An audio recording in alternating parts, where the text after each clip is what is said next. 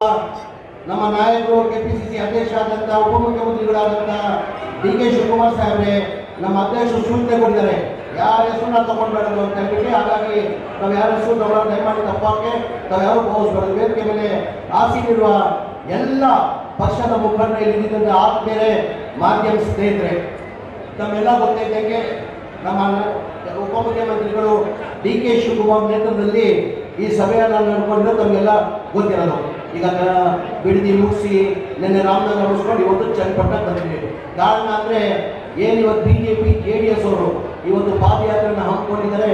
ಆ ಬಗ್ಗೆ ತಮಗೆ ಮಾಹಿತಿಯನ್ನು ಕೊಡೋಕ್ಕೆ, ಸತ್ಯನಾರಾಯಣಕ್ಕೆ ತಮ್ಮ ಮುಂದೆ ನಾವು ಬಂದಿರೋದು. ಈಗ BJP ಅವರು JDS ಅವರು ಪಾದಯಾತ್ರೆನ ಹಮ್ಮಿಕೊಂಡಿದ್ದಾರೆ. ತಮಗೆಲ್ಲ ಗೊತ್ತಿರೋದು ವಿಚಾರ, ಯಾವ ಕಾರಣಕ್ಕೆ ಪಾದಯಾತ್ರೆನ ಹಮ್ಮಿಕೊಂಡಿದ್ದಾರೆ ಅಂದರೆ ಬೇರೆಯವ್ರಿಗೆ ಯಾವುದು ಇಶ್ಯೂ ಇಲ್ಲ. ಈ ಸರ್ಕಾರ ಒಳ್ಳೆ ಸರ್ಕಾರ ಕೊಡ್ತಾ ಇದೆ, ಬಡವರ ಪರ ಕಾರ್ಯಕ್ರಮ ಕೊಡ್ತಾ ಇದೆ ಅಂತ ಅವರು ಸಹಿಸಕ್ಕೆ ಸಾಧ್ಯ ಆಗ್ತಾ ಇಲ್ಲ. ನಮಗೆಲ್ಲ ಗೊತ್ತಿದ್ದಂಗೆ ಮೊನ್ನೆ ಲೋಕಸಭಾ ಚುನಾವಣೆಯಲ್ಲಿ ನಾವು ಬಹಳಷ್ಟು ನಿರೀಕ್ಷೆ ಇಟ್ಟಿದ್ದೀವಿ. 18ರಿಂದ 20 ಸೀಟ್ ಗೆಲ್ತೀವಿ ಅಂತ ನಾವು ನಿರೀಕ್ಷೆನ ಇಟ್ಕೊಂಡಿದ್ವಿ. ನಿರೀಕ್ಷೆ ತಕ್ಕಂಗೆ ನಮ್ಮ ಮತನ ಬಂದಿಲ್ಲ, ಬರೇ ನಾವು ಒಂದಿದ್ದು 9 ಗೆಲ್ಲಕ್ಕೆ ಸಾಧ್ಯ ಆಯಿತು.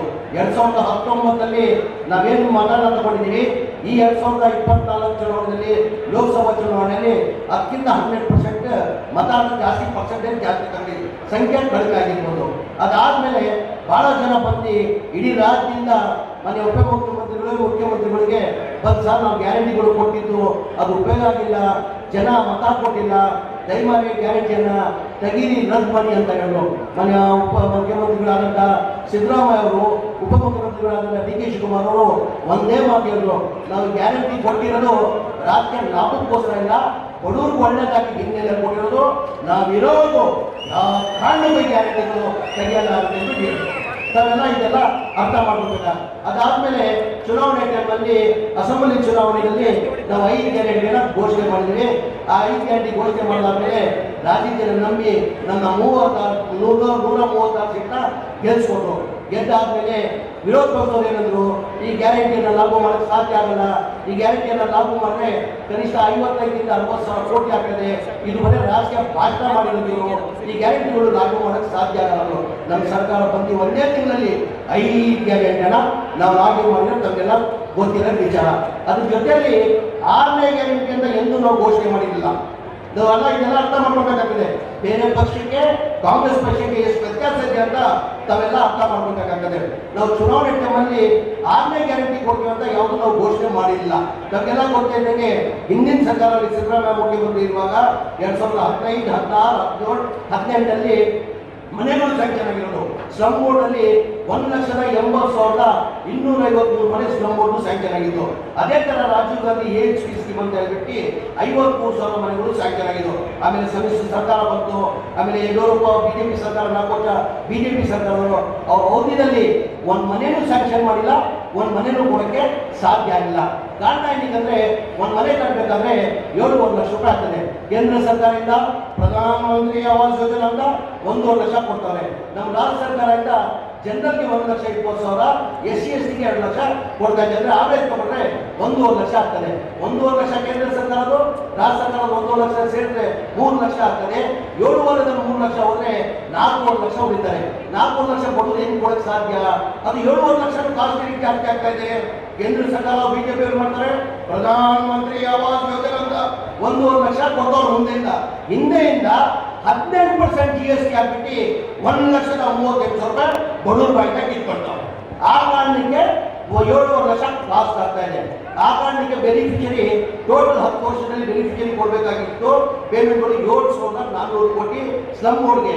ರಾಜೀವ್ ಗಾಂಧಿಗೆ 2,100 ಕೋಟಿ, ಒಟ್ಟಾಗಿ 9,500 ಬೆನಿಫಿಷರಿ ಕೊಡಬೇಕಾಗಿತ್ತು. ಟೋಟಲ್ ಬೆನಿಫಿಷರಿ ಎಷ್ಟು ಕೊಟ್ಟವ್ರು ಹೇಳಿ? 10 ವರ್ಷದಲ್ಲಿ ಬರೇ 310 ಕೋಟಿ ಕೊಟ್ಟಿದ್ದಾರೆ. ಯಾರು 5,000 ಕೊಟ್ಟವ್ರೆ, ಯಾರು 10,000 ಕೊಟ್ಟವ್ರೆ, ಯಾರು 15,000 ಕೊಟ್ಟವ್ರೆ. ಆದ್ಮೇಲೆ ಯಾರು ಕೊಡೋಕ್ಕೆ ಸಾಧ್ಯ ಆಗಿಲ್ಲ. ಬಡವರು ಎಲ್ಲಿಂದ 4 ಲಕ್ಷ ಎಲ್ಲಿಂದ ಕೊಡೋಕ್ಕೆ ಸಾಧ್ಯ? ನನ್ನ ಜವಾಬ್ದಾರಿ ಕೊಟ್ಟಾದ್ಮೇಲೆ, ನನ್ನ ಮಂತ್ರಿ ಮಾತಾಡಿದ್ರೆ, ನನ್ನ ಗಮನಕ್ಕೆ ಬಂದಾದ್ಮೇಲೆ ನಾನು 4-5 ರಿವ್ಯೂ ಮೀಟಿಂಗ್ ಮಾಡಿಬಿಟ್ಟು ಮನೆ ಉಪಮುಖ್ಯಮಂತ್ರಿಗಳಿಗೆ, ಮುಖ್ಯಮಂತ್ರಿಗೆ ಎಲ್ಲೊಬ್ಬ ಹೋಗಿ ಕೇಳೋದು, ಯಾವಾಗ ನಾವು ಗ್ಯಾರಂಟಿಗಳು 55ರಿಂದ 60 ಸಾವಿರ ಗ್ಯಾರಂಟಿಗಳು ಕೊಡ್ತಾ ಇದ್ದೀವಿ, ಈ ಮನೆಗಳು ಕಂಪ್ಲೀಟ್ ಮಾಡಬೇಕಾದ್ರೆ 9,500 ಕೋಟಿ ಬೇಕಾಗ್ತದೆ. ನಾನು ಕೇಳಿದೆ ಏನು ಬಯಸ್ಕೊಳ್ತೀನಿ ಅಂತ ಹೇಳ್ಬಿಟ್ಟು ಧೈರ್ಯ ಮಾಡಿಬಿಟ್ಟು ಮಾನ್ಯ ಮುಖ್ಯಮಂತ್ರಿಗಳು, ಉಪಮುಖ್ಯಮಂತ್ರಿಗಳು ಅಂತವ ಒಂದು ಮೀಟಿಂಗ್ ಕರೆಸಿ ಹೇಳಿದೆ ನಾವು, ನೋಡಿ ಸರ್ ನಿಮ್ಮ ಕಾಲದಲ್ಲಿ ನಮ್ಮ ಕಾಲದಲ್ಲಿ ಹಿಂದಿನ ಸರ್ಕಾರದಲ್ಲಿ ಈ ಮನೆಗಳು ಸ್ಯಾಂಕ್ಷನ್ ಆಗಿದ್ದು, ಬಿಜೆಪಿ ಸರ್ಕಾರದಲ್ಲಿ ಸಮ್ಮಿಶ್ರ ಸರ್ಕಾರದಲ್ಲಿ ಒಂದು ಮನೆಯೂ ಸ್ಯಾಂಕ್ಷನ್ ಮಾಡಿಲ್ಲ, ಒಂದು ಮನೆಯೂ ಕೊಡೋಕ್ಕೆ ಸಾಧ್ಯ ಆಗಿಲ್ಲ. ಜನ ಬೀದಿಯಲ್ಲಿದ್ದಾರೆ, ದಯಮಾಡಿ ಅವ್ರ ಬೆನಿಫಿಷರಿ ಪೇಮೆಂಟ್ 4 ಲಕ್ಷ ಕೊಡೋಕ್ಕೆ ಸಾಧ್ಯ ಆಗಲ್ಲ, ಜನ ಬೀದಿಯಲ್ಲಿದ್ದಾರೆ, ಇವನ್ನ ಮನೆಗಳು ಕಟ್ಕೊಡ್ರೆ ಒಳ್ಳೇದು ಅಂತ ಹೇಳ್ಬಿಟ್ಟು ಮನೆ ಉಪಮುಖ್ಯಮಂತ್ರಿಗಳು ಮುಖ್ಯಮಂತ್ರಿ ಗಮನಕ್ಕೆ ತಂದಾದ್ಮೇಲೆ 2-3 ಮೀಟಿಂಗ್ ಮಾಡಿಬಿಟ್ಟು ಬಡವ್ರ ಬಗ್ಗೆ ಕಾಳಜಿ ಕಾರಣಕ್ಕೆ ಇಲ್ಲ, ಈ ಬಡವರು ಬೀದಿಯಲ್ಲಿದ್ದಾರೆ, ಇವ್ರ ಮನೆಗಳು ಕೊಡ್ಬೇಕಂತ ಹೇಳ್ಬಿಟ್ಟು ನಾವು ಸರ್ಕಾರ ವತಿಯಿಂದ ದುಡ್ಡು ಕೊಡ್ತೀವಿ ಅಂತ ಹೇಳ್ಬಿಟ್ಟು ಕ್ಯಾಬಿನೆಟ್ ಅಂತಂದು ಅಪ್ರೂವ್ ಮಾಡಿ ಫೆಬ್ರವರಿ ಜನವರಿಯಲ್ಲಿ 500 ಕೋಟಿ ಬಿಡುಗಡೆ ಮಾಡಿದ ಕಾರಣಕ್ಕೆ ನಾವು ಫೆಬ್ರವರಿಯಲ್ಲಿ 36,780 ಮನೆಗಳು ಕೊಡ್ತೀವಿ. ಏನಿ ಬಿಜೆಪಿ ಅವರು ಕೊಡಕ್ಕೆ ಸಾಧ್ಯ ಆಗಲಿಲ್ಲ. ಅವ್ರ ಬಡವ್ರ ಬಗ್ಗೆ ಕಾಳಜಿ ಇಲ್ವಾ? ಅವ್ರ ಬಡವ್ರ ಬಗ್ಗೆ ಕಾಳಜಿ ಇಲ್ವಾ ಸರ್? ಕುಮಾರಸ್ವಾಮಿ ಅವರು ಇಷ್ಟೆಲ್ಲ ಮಾತಾಡ್ತಾರಿಲ್ಲ. ಕುಮಾರಸ್ವಾಮಿ ಅವರಿಗೆ ಬಡವ್ರ ಬಗ್ಗೆ ಕಾಳಜಿ ಇದೆ. 9 ವರ್ಷ ಮುಖ್ಯಮಂತ್ರಿ ಆಗಿರಲಿಲ್ಲ. ಯಡಿಯೂರಪ್ಪ ಅವರು 2 ವರ್ಷ ಮುಖ್ಯಮಂತ್ರಿ ಆಗಿದ್ರು. ಬಸವರಾಜ ಬೊಮ್ಮಾಯಿ ಅವರು 2 ವರ್ಷ ಮುಖ್ಯಮಂತ್ರಿ ಆಗಿದ್ರು. ಅವ್ರು ಬಡವ್ರ ಬಗ್ಗೆ ಕಾಳಜಿ ಇಲ್ಲ, ಬರೀ ಕಾಂಗ್ರೆಸ್ ಪಕ್ಷಕ್ಕೆ ಬಡವ್ರ ಬಗ್ಗೆ ಕಾಳಜಿ ಇಲ್ಲ. ತಾವೆಲ್ಲ ಇದೆಲ್ಲ ಅರ್ಥ ಮಾಡ್ಕೋಬೇಕಾಗ್ತದೆ. ಇದೇ ಕುಮಾರಸ್ವಾಮಿ ಅವರು ಮಾತಾಡ್ತಾರೆ, ನಮ್ಮ ರಾಮನಗರ ಜಿಲ್ಲೆಗೆ ನಾನು ಏನೋ ಬಟ್ಟೆ ಇದು ಮಾಡಿಬಿಟ್ಟಿದ್ದೀನಿ ಅಂತ ಹೇಳ್ತಾರೆ. ಕುಮಾರಸ್ವಾಮಿ ಅವರೇ, ನನ್ನ ಇಲಾಖೆಗೆ ಮಾತಾಡ್ತೀನಿ, ಬೇರೆ ಬೇಡ, ಬೇರೆ ಏನಾಗಿದೆ ಅಂತ ನನ್ನ ಇಲಾಖೆಯಲ್ಲಿ ನಾನು ಕೇಳೇ ಬಯಸ್ತಾ ಇದ್ದೀನಿ ಕುಮಾರಸ್ವಾಮಿ ಅವ್ರನ್ನ. ನಿಮ್ಮ ರಾಮನಗರ ಜಿಲ್ಲೆಯಲ್ಲಿ ನೀವು ನಿಮ್ಮ ಅವಧಿಯಲ್ಲಿ ನೀವು ಮುಖ್ಯಮಂತ್ರಿ ಇರುವಾಗ ಎಷ್ಟು ಮನೆಗಳು ಸ್ಯಾಂಕ್ಷನ್ ಮಾಡಿದ್ರು ಅಂತ ಜನಗಳ ಮೇಲೆ ಬಂದು ಹೇಳ್ಬೇಕಾಗ್ತದೆ. ಇಲ್ಲಿ ಎಷ್ಟು ಮನೆ ಸ್ಯಾಂಕ್ಷನ್ ಮಾಡಿದ್ರ? ನಮ್ಮ ಸರ್ಕಾರ ಇರುವಾಗ ಈಗ ನಮ್ಮ ಸಿದ್ದರಾಮಯ್ಯ ಮುಖ್ಯಮಂತ್ರಿ ಹಿಂದಿನ ಸರ್ಕಾರದಲ್ಲಿ 2013 ಹಿಡ್ಕೊಂಡು 2017ವರೆಗೆ 35,411 ಮನೆಗಳು ಸ್ಯಾಂಕ್ಷನ್ ಮಾಡಿದ್ದೀವಿ. ಕುಮಾರಸ್ವಾಮಿ ಅವರೇ, ನೀವೆಷ್ಟು ಮಾಡಿದ್ದೀರಾ ಸ್ವಾಮಿ? ನೀವೆಷ್ಟು ಮಾಡಿದ್ದೀರಾ? ನಿಮ್ಮ ಅವಧಿಯಲ್ಲಿ ಬರೇ 630 ಮನೆ ಜಿಲ್ಲೆಗೆ ಸ್ಯಾಂಕ್ಷನ್ ಮಾಡಿರೋದು, ಇಡೀ ಜಿಲ್ಲೆಗೆ. ಈ ಕುಮಾರಸ್ವಾಮಿಗೆ ನಾನು ಓಪನ್ ಸವಾಲ್, ಇದನ್ನು ಸುಳ್ಳಾದ್ರೆ ಅವ್ರು ಹೇಳಿದ್ದಂತ ಕೇಳ್ತೀನಿ ಕುಮಾರಸ್ವಾಮಿ ಅವ್ರನ್ನ. ಹೇಳಿ ಸ್ವಾಮಿ, ರಾಮನಗರ ಜಿಲ್ಲೆಯವ್ರನ್ನ ಮುಖ್ಯಮಂತ್ರಿ ಮಾಡಿಲ್ವೋ? ಏನೇನು ರಾಮನಗರ ಜಿಲ್ಲೆಯಿಂದಲೇ ತಾನೇ ತಾವು ಬೆಳೆದಿರೋದು. 330 ಮನೆಗಳು ಕೊಟ್ಟಿದ್ದೀರಾ. ಎಷ್ಟು ಮನೆಗಳು? 330 ಮನೆ. ಇದೇ ನಮ್ಮ ಸರ್ಕಾರದಲ್ಲಿ ಚನ್ನಪಟ್ಟಣದ ವಿಚಾರ ಹೇಳ್ತೀನಿ ನಾನು. ಚನ್ನಪಟ್ಟಣದಲ್ಲಿ ML ಆಗಿದ್ದಾರೆ ಕುಮಾರಸ್ವಾಮಿ ಅವರು. ಹಿಂದಿನ ಸರ್ಕಾರದಲ್ಲಿ ಸಿದ್ದರಾಮಯ್ಯ ಅವರು ಮುಖ್ಯಮಂತ್ರಿ ಇರುವಾಗ ಹಿಂದಿನ ಸರ್ಕಾರದಲ್ಲಿ 2013 ಹಿಡ್ಕೊಂಡು 2018 6,862 ಮನೆಗಳು ಕೊಟ್ಟಿದ್ದೀವಿ. ಕಾಂಗ್ರೆಸ್ ಸರ್ಕಾರದಲ್ಲಿ ತಾವು ಮುಖ್ಯಮಂತ್ರಿ ಆಗಿದ್ದೀವಿ. ಸಮ್ಮಿಶ್ರ ಸರ್ಕಾರದಲ್ಲಿ ಬರೀ 37 ಸೀಟ್ ಗೆದ್ದಿದ್ದು. ಏನೇಳಿ ಬೇರೆ 37 ಸೀಟ್ ಗೆದ್ದಿ ನಾವು ಬಿಜೆಪಿ ಬರೋದು ಬೇಡ ಅಂತ ಹೇಳ್ಬಿಟ್ಟು ಇವರೆಲ್ಲ ಮ್ಯಾಕ್ಸಿಮ್ಸ್ ಇದ್ದಾರೆ ಕುಮಾರಸ್ವಾಮಿ. ಆವತ್ತಿಂದ ಹೇಳ್ತಾ ಇದ್ದೆ ನಾನು, ಕುಮಾರಸ್ವಾಮಿಗೆ ದಯಮಾಡಿ ನಂಬೇಡಿ. ಕುಮಾರಸ್ವಾಮಿ ಬಹಳ ಹತ್ತಿರದಲ್ಲಿ ನೋಡಿದ್ದೀನಿ ನಾನು. 24 ಗಂಟೆಯಲ್ಲಿ 16 ಗಂಟೆ ಜೊತೆ ಇರೋನು. ಎಲ್ಲ ವಿದ್ಯಾಗಳು ಕುಮಾರಸ್ವಾಮಿ ನೋಡ್ಕೊಂಡೆ, ಒಂದು ನೋಡಿರಲಿಲ್ಲ ಅವರು. ಅವ್ರು ಪ್ಯಾಂಟಲ್ ಕಾಕಿ ಶೆಟ್ಟಿ ಇರೋದು ನೋಡಿಲ್ಲ ಅಂತ ಬಹಳ ಹೇಳಿದೆ. ಅವ್ರು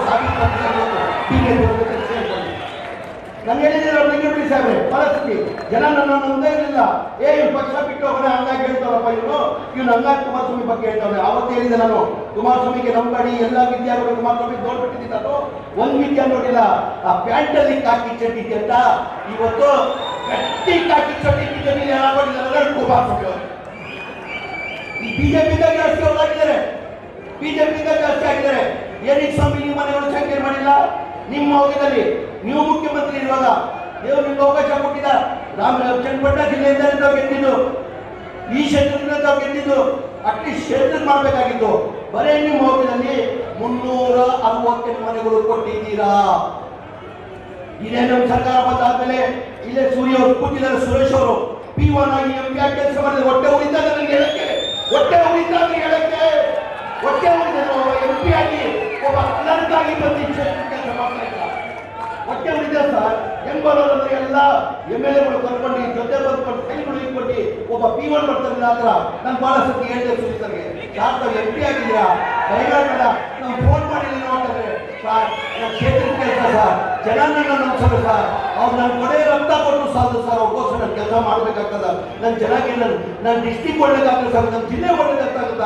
ಹಗಲು ರಾತ್ರಿ ದುಡ್ರು ಬಂದು ಗಲಾಟೆ ಮಾಡ್ಕೊಂಡು ನಾನು ಮಂತ್ರಿ ಆದ್ಮೇಲೆ 7,000 ಮನೆಯನ್ನ ಸಂಖ್ಯೆ ಮಾಡ್ಕೊಂಡು ಹೋಗಿದ್ದೆ. ಕುಮಾರಸ್ವಾಮಿ ಮಂತ್ರಿ ಅವತ್ತು ಕೇಳಿದ್ರ, ಕುಮಾರಸ್ವಾಮಿ ಅವರೇ ತಾವು ಒಂದಿನ ನನ್ನ ಕ್ಷೇತ್ರಕ್ಕೆ ಇರ್ಬೇಕಂತ ಕೇಳಿದಿರಾ? ನಾನ್ ಬೇಡ್ಕೊಂಡೆ ಇದೇ ಸೂರ್ಯ